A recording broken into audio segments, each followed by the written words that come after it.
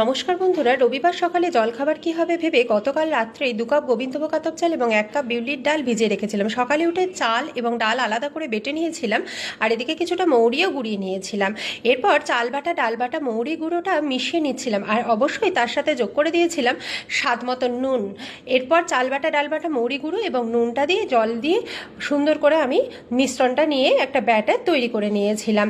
এদিকে গ্যাসে ততক্ষণে তাওয়া বসিয়ে দিয়েছিলাম। তাওয়া গরম হলে তেল ব্রাশ করে তার উপরে ব্যাটারটাকে হাতা দিয়ে ঘুরিয়ে ঘুরিয়ে যতটা সম্ভব পাতলা করে ছড়িয়ে দিচ্ছিলাম।